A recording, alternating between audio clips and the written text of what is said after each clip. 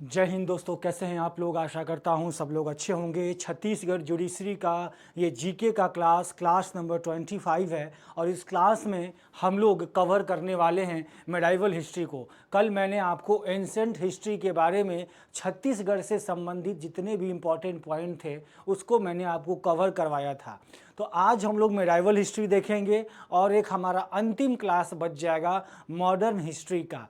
तो छत्तीसगढ़ से संबंधित क्या क्या पॉइंट है जो कि ये बताते हैं कि मेडाइवल हिस्ट्री छत्तीसगढ़ के कौन कौन से क्षेत्र में या कौन कौन से राजा थे, कौन कौन से डायनेस्टीज थी, इन सब के बारे में हम लोग देखेंगे। जो लोकल रूलर्स थी, अगर आप इंडिया के लेवल पे आते हैं, जैसा कि मैंने कल भी आपको ये चीज़ समझाने का कोशिश किया था, अगर हम इंडिया के लेवल पे आते हैं, जैसा मैंने कल एंसेंट हिस्ट्री के बारे में बताया था, जैसा मैंने आपको कल एंसेंट हिस्ट्री के बारे में समझाया था कि इंडिया के लेवल पे अलग अलग क्या हैं, अलग अलग रूलर्स हैं और छत्तीसगढ़ के अंदर जो इंडिया वाले जो रूलर्स थे वो कौन कौन से, छत्तीसगढ़ के अंदर किसका किसका पार्ट था उसके बारे में देखा था। और छत्तीसगढ़ के कुछ स्पेसिफिक रूलर्स भी थे जो छत्तीसगढ़ के ही केवल एरिया में थे, तो उनको भी हमने देखा था। वैसे ही हम अगर मेडाइवल हिस्ट्री की तरफ आएंगे, मेडाइवल हिस्ट्री की तरफ अगर हम लोग आएंगे,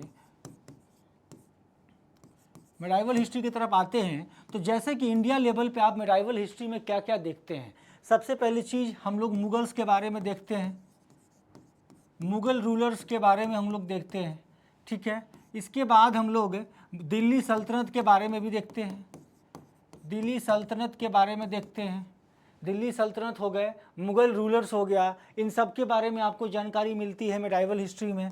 इसके अलावा हम लोग सोशल रिफॉर्म्स देखते हैं, सोशल रिफॉर्म्स देखते हैं, सूफीज़म वगैरह के बारे में, सूफीज़म वगैरह के बारे में हम लोग ये सब चीज़ें मेडाइवल हिस्ट्री में हम लोग देखते हैं। इसके बाद में मेडाइवल हिस्ट्री जब ख़त्म हो जाता है, इसके बाद आता है मॉडर्न हिस्ट्री, और मॉडर्न हिस्ट्री 1600 से लगभग स्टार्ट हो जाता है। जब ईस्ट इंडिया कंपनी भारत के अंदर आई थी उसकी पहले सारी चीज़ें यहाँ से स्टार्ट होना चालू हो जाती है औरंगजेब के बाद से, ठीक है। तो ये सारी चीज़ें आपको देखने को मिलती है। खैर, हम लोग ये देखेंगे कि क्या इनके छत्तीसगढ़ के अंदर कोई पॉइंट हैं, क्या इन्होंने छत्तीसगढ़ के अंदर रूलर किया था, तो कौन सा शासक था, और इसके अलावा कौन कौन से रूलर्स हुआ करते थे, इसको देखेंगे। दूसरा पॉइंट जो हम लोग इम्पॉर्टेंट देखेंगे वो छत्तीसगढ़ के रूलर्स को देखेंगे, छत्तीसगढ़ के रूलर्स को देखेंगे। जो छत्तीसगढ़ के स्पेशल रूलर्स हैं उनको हम लोग देखेंगे, ठीक है ना। छत्तीसगढ़ के स्पेशल रूलर्स को भी हम लोग देखेंगे। तो चलिए, जैसे कलचुरी वगैरह थे, ये लोगों ने शासन किया था। मराठा का भी शासन था, क्योंकि मराठा भी बगल में आपका महाराष्ट्र है, और महाराष्ट्र और बगल में छत्तीसगढ़ है, इसलिए मराठास का भी आपको रूलर को देखने को मिलेगा। तो एक एक पॉइंट में मैंने आपको यहाँ पे आज आपको मैं सबसे इम्पॉर्टेंट पॉइंट को मार्क भी कराते चलूँगा, ताकि आपको अच्छे से याद हो जाए। सारी चीज़ें ना याद करना पड़े, जो इम्पोर्टेंट हो उसको ज़्यादा फोकस करके चलेंगे, ठीक है ना। चलिए, तो आते हैं। देखिए, छत्तीसगढ़ का जो मध्यकालीन इतिहास है यानी मेडाइवल हिस्ट्री है, उसके अंदर मुख्य रूप से ये 4 ही रूलर्स हैं। ये 4 रूलर्स आपको मुख्य रूप से मिलने वाले हैं। एक आपका कलचुरी वंश हो गया, एक आपका नाग वंश हो गया, एक आपका सोम वंश हो गया, और एक आपका काकतीय वंश हो गया, काकतीय वंश हो गया। ये 4 वंश हैं मुख्य रूप से। ये चारों वंश को आपको अच्छे तरीके से याद कर लेना है कि ये 4 वंश थे जो छत्तीसगढ़ के का जो मेडाइवल हिस्ट्री है इसमें सबसे ज़्यादा रोल निभाते हैं। कलचुरी, नाग, सोम और काकतीय, ठीक है। अब कलचुरी वंश के बारे में समझते हैं। ये तो चारों इंपॉर्टेंट था, याद रखेंगे, ठीक है। वीवीआई जहां लिखता जाऊंगा आप लोग कोशिश करना कि वीवीआई वाले पॉइंट को अच्छे से याद कर लेने का। तो देखिए, कलचुरी राजवंश की अगर बात करूं मैं, तो इस वंश के संस्थापक कृष्णराज थे। कृष्णराज ने 500 से 575 ईस्वी तक टोटल शासन किया था। तो ये बहुत इंपॉर्टेंट है, एग्जाम में पूछ सकता है कि कलचुरी शासक, कलचुरी वंश के संस्थापक कौन थे। तो कृष्णराज उनका नाम था। राजकोकल कि ताम्रपत्र में कलचुरियों को हैहस वंशीय कहा गया था, ये भी इम्पॉर्टेंट है, ये भी एग्जाम में आपसे पूछा जा सकता है। ये दोनों पॉइंट इंपॉर्टेंट है। इसके बाद यहाँ पे आपको अभिलेखों की बात करें तो कलचुरी वंश से संबंधित छत्तीसगढ़ में हमें क्या क्या मिला है इसको हम लोग देखेंगे। जैसे देखिए, अभिलेखों में इस वंश के राजाओं ने स्वयं को चंदवंशी माना था तथा सहस्त्र अर्जुन के वंशज बतलाया था। इसके साथ अभिलेखों में इनका नाम, ये कलचुरी, ये सारी चीज़ों को आपको याद रखेंगे। तो ये वाला पॉइंट, दो जो पॉइंट ऊपर में आप देख रहे हैं, ये दोनों इंपॉर्टेंट है। संस्थापक कौन है, साल कब है, कौन से एरिया में इन्होंने शासन किया, इसके साथ इनको कौन से अन्य नाम से बुलाए जाते थे, ये सारी चीज़ इंपॉर्टेंट है। ठीक है, अब आते हैं यहाँ पे छत्तीसगढ़ में कलचुरी साम्राज्य की स्थापना 1000 ईस्वी में कलिंग राज 1000 से 1020 ने की थी। इसके तुमामाड़, आधुनिक तुमामाड़ जिला बिलासपुर को अपने साम्राज्य की राजधानी बनाई थी।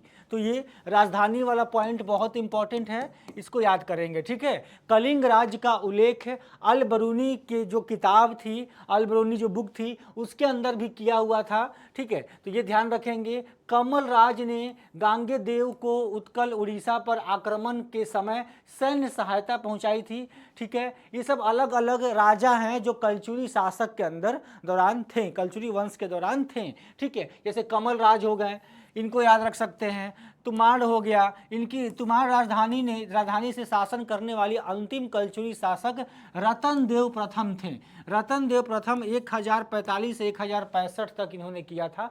अंतिम रूलर के बारे में भी पूछ सकता है, फर्स्ट रूलर, संस्थापक कौन था, अंतिम रूलर कौन था, ये सब इंपॉर्टेंट हो। तो यहाँ पे मैं आपको मार्क कर देता हूँ तुमाड़ राजधानी से। ठीक है, रतन देव प्रथम ने 1050 ईस्वी में रतनपुर नगर की स्थापना की तथा इसे अपनी राजधानी बनाया। तो ये पूछ सकता है, जो रतन देव थे, जो आपका रतन देव थे, इनकी राजधानी, इनका जो कैपिटल था, इनकी कैपिटल 1050 ईस्वी में कहाँ पे बनी, रतनपुर में। ठीक है ना, रतनपुर में इन्होंने बनाया, रतनपुर में कैपिटल बनाई। तो ये वाला पॉइंट इंपॉर्टेंट होगा। ठीक है, इसको भी मैं मार्क करता हूँ वीवीआई, इसको भी याद रखेंगे। ठीक है, रतनपुर क्षेत्र को तालाबों की नगरी और कुबेरपुर की संज्ञा दी गई है। तालाबों की नगरी बोली जाती है रतनपुर को। ठीक है, तो एग्जाम में ये भी पूछ सकता है, इस पॉइंट को भी ध्यान देंगे। ठीक है ना, ये वाला भी वीवीआई पॉइंट होगा। जो वीवीआई पॉइंट है उसको वीवीआई मार्क कर रहा हूँ, उसको बेहतर तरीके से देखेंगे। रतन देव के जो पुत्र थे उनका नाम पृथ्वी देव प्रथम था। पृथ्वी देव प्रथम 1065 ईस्वी में शासक बने और उनके ताम्रपत्र लेख में से मांडलेश्वर और इसके साथ ये कहा गया था। तो ये ध्यान देंगे।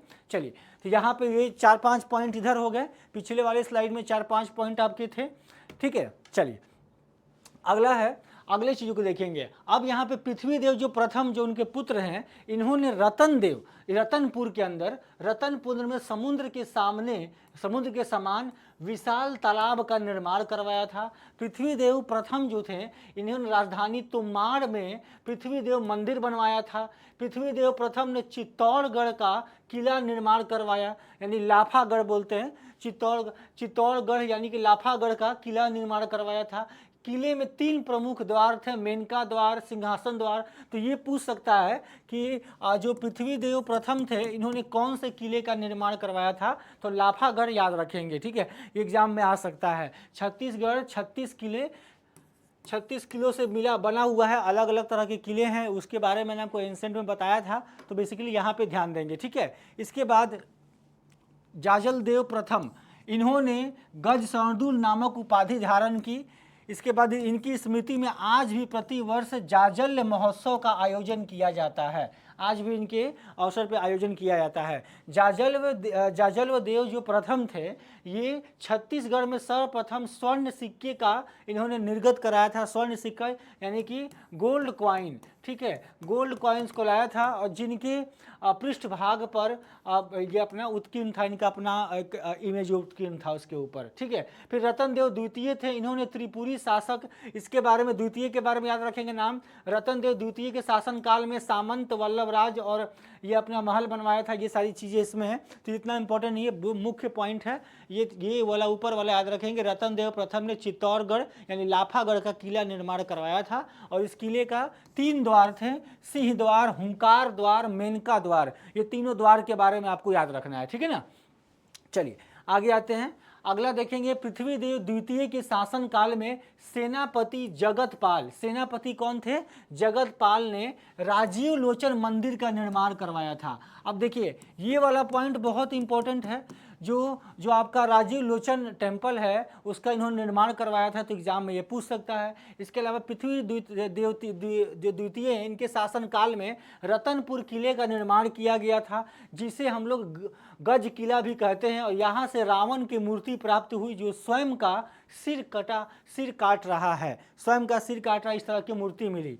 ठीक है, इसके शासनकाल में रतनपुर के खड़ग तालाब का निर्माण किया गया और इसके सामंत वल्लभराज ने खड़ग झील का भी निर्माण करवाया। तो देखिए इन लोगों ने क्या क्या निर्माण करवाया, कब कब निर्माण करवाया, कौन कौन शासक थे, ये सारी चीज़ें जो तीनों पॉइंट है ये इंपॉर्टेंट हो जाएंगे। यानी कि आप एक तो शासक का नाम याद रखेंगे और इसके साथ कब निर्माण करवाया यानी कि टाइम पीरियड को याद रखेंगे, ये सारी चीज़ें इंपॉर्टेंट हो जाती हैं। ठीक है ना, चलिए आगे आते हैं। आगे आने से पहले अपना जज मेकर बैच का ध्यान देंगे। जज मेकर बैच आप ज्वाइन करें, इसमें क्विजेज, इसमें प्रैक्टिसेस करने के लिए नोट्स वगैरह बहुत सारी चीज़ें इसके अंदर उपलब्ध हैं, क्लासेस हैं, तो आपको जुडिशरी की प्रिपरेशन करने में काफ़ी हेल्पफुल होने वाला है। तो उसको इनरोल करने के लिए एक फॉर्म दिया हुआ है, उसको भर लीजिए, उससे आप हमारे साथ जुड़ सकते हैं, हमारी टीम आपको गाइड कर देगी, या मुझे टेलीग्राम चैनल चंदन सर टेक्स्ट बुक पर भी मैसेज कर सकते हैं।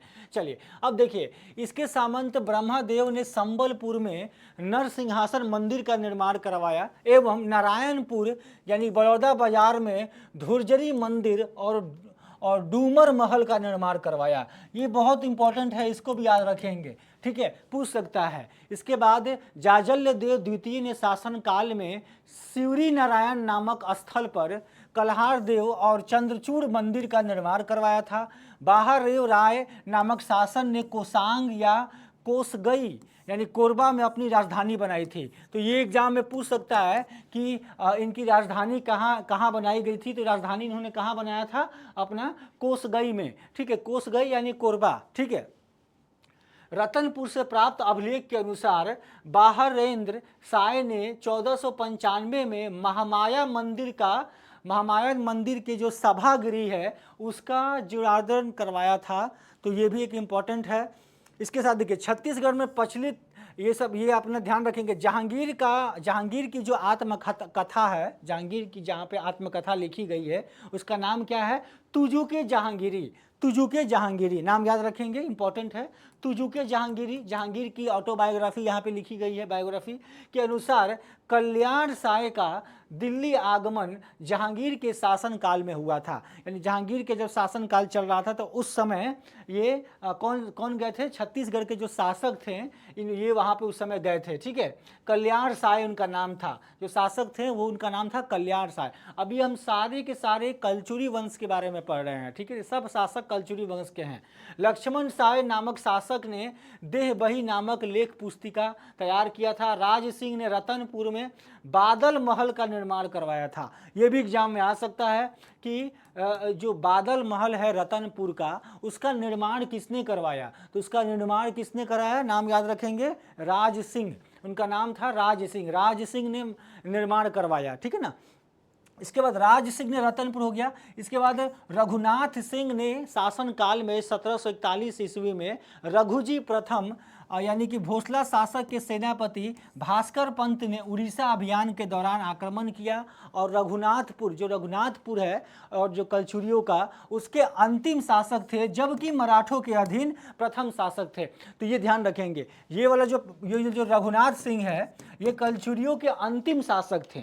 कलचुरी वंश के अंतिम शासक रघुनाथ सिंह थे, और जबकि मराठा के अधीन यानी कि मराठा जब उस समय शासन में था तो उसके प्रथम शासक थे ये। ठीक है, तो एग्जाम में ये वाला पॉइंट आ सकता है, इसको ध्यान देंगे। ठीक है ना, यहाँ तक कलचुरी वंश था। अब ये सभी जो इंपॉर्टेंट पॉइंट है, वैसे तो इतिहास कलचुरी वंश का बहुत बड़ा है, लेकिन उसके जो मुख्य पॉइंट हैं वो मैंने आपको यहाँ पे दर्ज करके बताया है। आपको इस तरीके से मुख्य पॉइंट और उनके राजाओं के नाम, वंशज के नाम और इन्होंने क्या निर्माण करवाया, इंपॉर्टेंट पॉइंट्स यहाँ मेंशन है, इसको ध्यान से याद कर लेंगे। ठीक है ना।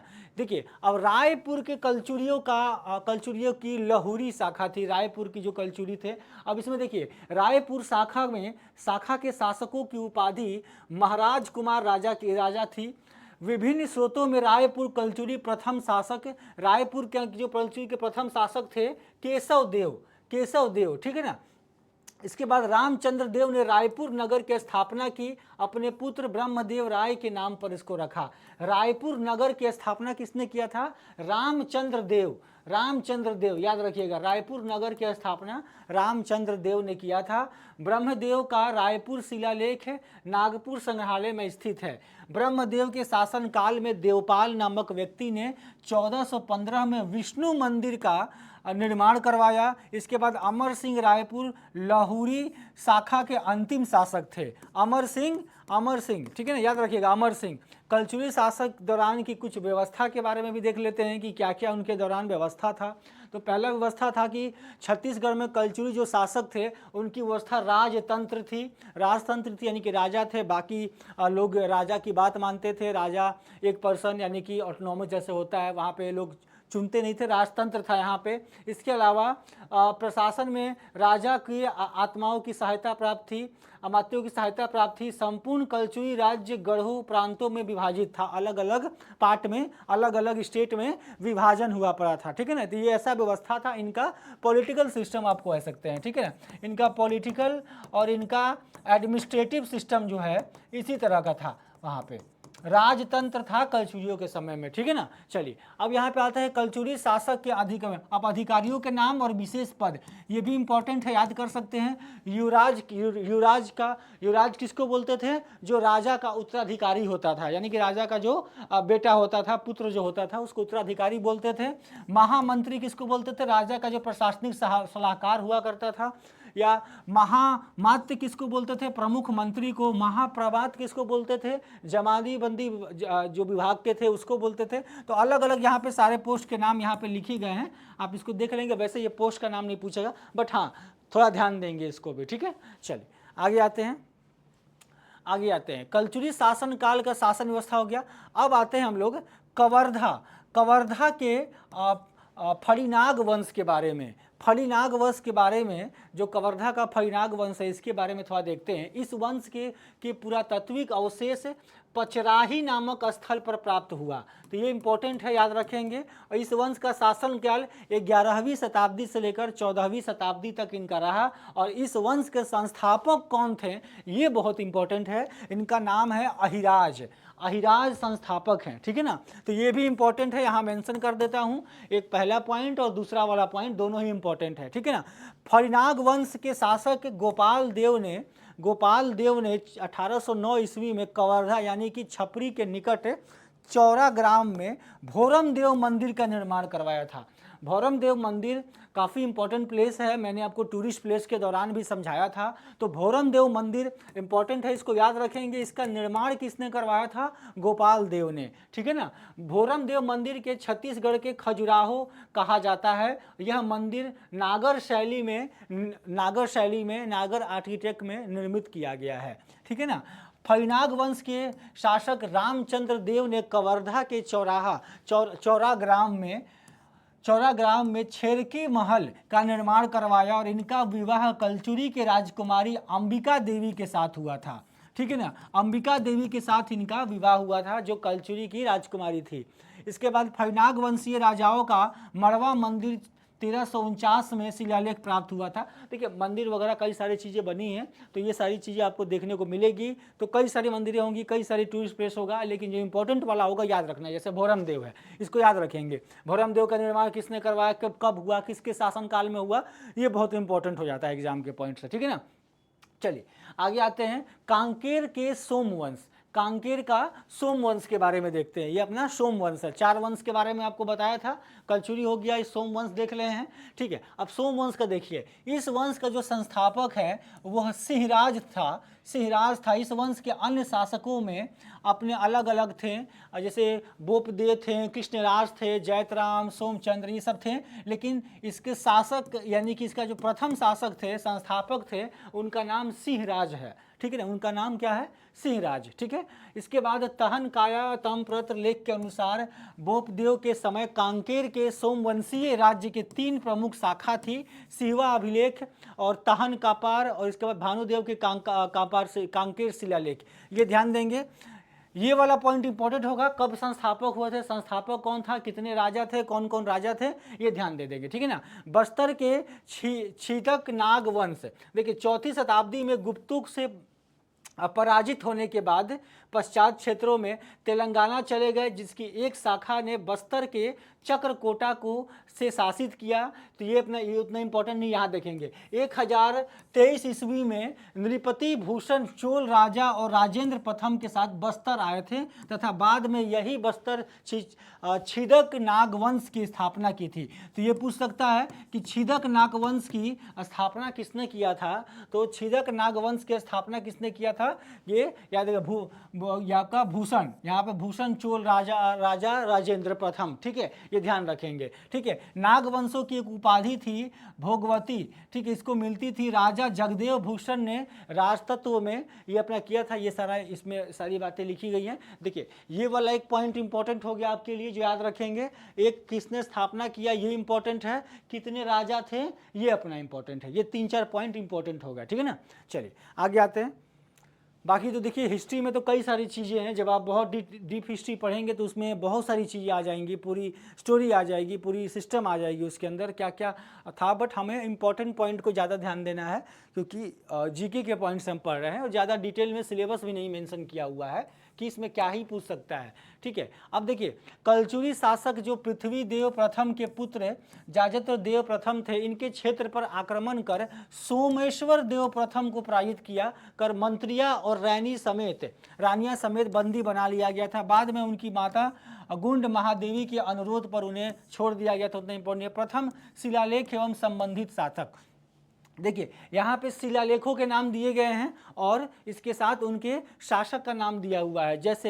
जैसे कुसूरपाल शिलालेख, ये आपका सोमेश्वर देव प्रथम से संबंधित है। इसके बाद टेमरा सती अभिलेख, ये आपका हरिश्चंद्र देव से संबंधित है। तो ये इंपॉर्टेंट है, इसको याद रखेंगे। ये आपको 1 2 3 4 5 ये पाँचों इंपॉर्टेंट है, इसको याद रखेंगे, इसमें से पूछ सकता है एग्जाम में, ठीक है। चलिए आगे आते हैं, अगले पॉइंट की तरफ आते हैं।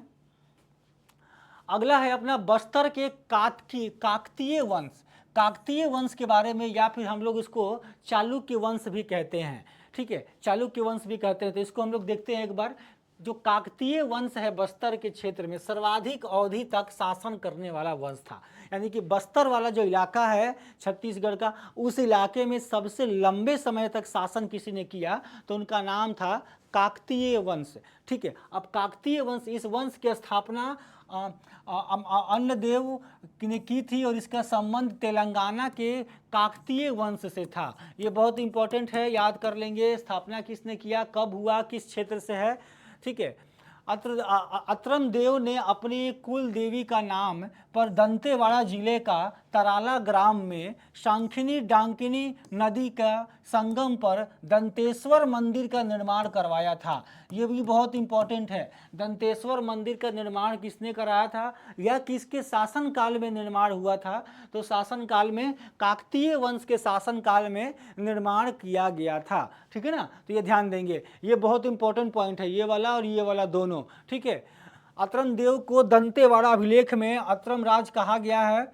और बस्तर में काकतीय वंश के शासकों का क्रम देखेंगे तो अत्रम देव के बाद भैरव देव और पुरुषोत्तम देव, इस तरह से अलग अलग करके नाम है, 6-7 नाम आपको अलग अलग मिल जाएंगे, ठीक है ना।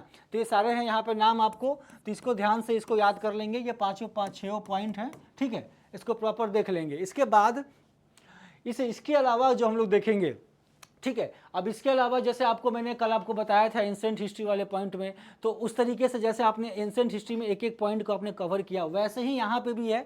तो ये सारे जो वंश हैं, ये जो 5-6 आपको जो राजा दिख रहे हैं, ये सारे राजाओं के नाम एग्जाम में बन सकते हैं, इसके सवाल बन सकते हैं, ठीक है ना।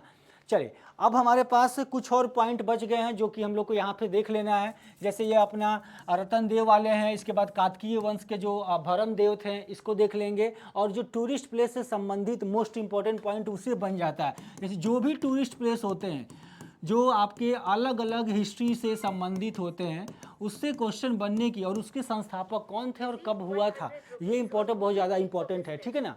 अब यहाँ पे चीज़ देखेंगे आप, महायुद्ध के दौरान में और अंग्रेजों की सहायता के दौरान में, ये भी दोनों इंपॉर्टेंट पॉइंट हो जाता है, समझ रहे हैं ना। तो दोनों चीज़ों को ध्यान रखेंगे। और अगर कभी आपको लगता है कि इससे जो संबंधित जो क्वेश्चन पूछे जाते हैं या इससे जो अगर क्वेश्चन आपको लगता है तो टेलीग्राम में इसके बारे में आपको शेयर भी कर दिया करूँगा, ठीक है ना।